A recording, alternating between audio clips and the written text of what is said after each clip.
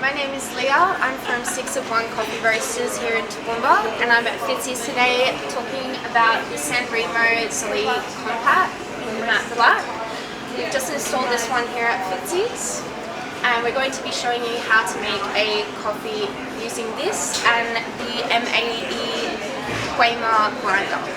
So we're going to be running through how to make coffee on the Sanremo Zoe Compact. First things first, we're going to take our group handle out of the machine, pressing this button here to purge any loose grind that might be left in the group head, tapping out the excess from our basket into the knockbox, using our chucks or a dry paper towel or a tea towel to wipe any loose grinds out of the basket. Coming over to our Quamar grinder, so we're going to be placing our group handle into our holder, making sure that it's on the side. So we're going to be using this button in the middle, and that is designed to dose out a double shot of espresso, and clicking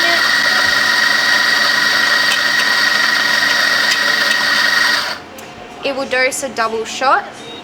And we just have to shake our basket as it's being dosed out, taking it out and just leveling it over with our finger but not pressing into the basket.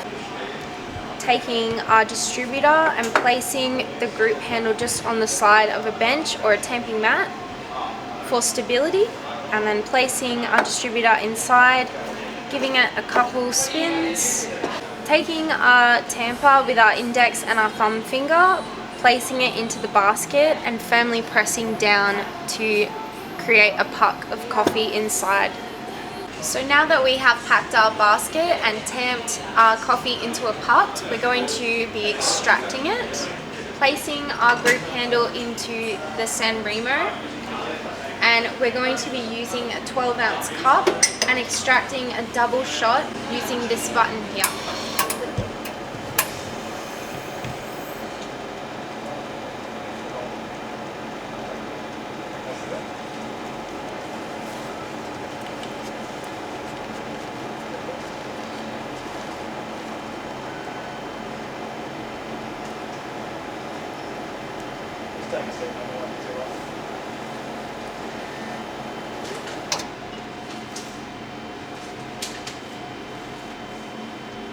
So now that we've pulled a double shot of espresso into our 12-ounce cup, we're going to be steaming 12 ounces of milk, and I typically go for a jug that is slightly bigger than the cup we're going to be pouring into. This is a 16-ounce jug, but it is designed to steam 12 ounces at a time. We're just going to be filling it up to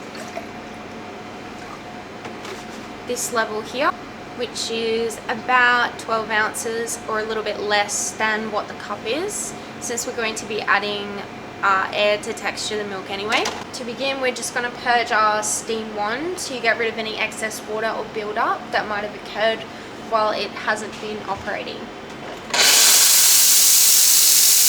All you do is turn the dial towards the plus sign, and that will add pressure to the steam wand. We're going to pull the steam wand out and place it into the spout of our jug, placing it 2 to 3 millimeters into the milk. To texture the milk, we're just going to be turning the steam wand all the way to full capacity. It's going to make a very loud noise, but it's important that you don't keep it on the low setting or it won't texture the milk properly.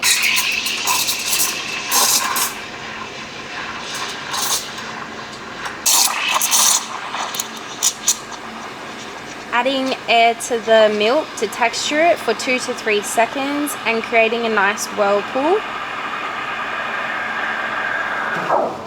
Turning the steam wand off, taking our designated chucks and wiping the end of the steam wand, placing it back facing towards the tray and purging it again.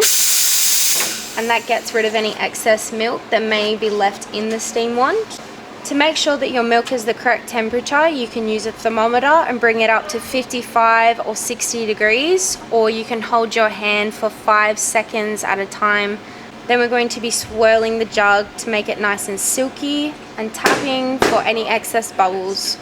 Going to tip the jug and the cup towards each other like two waves meeting, but come up further above and pour underneath the espresso.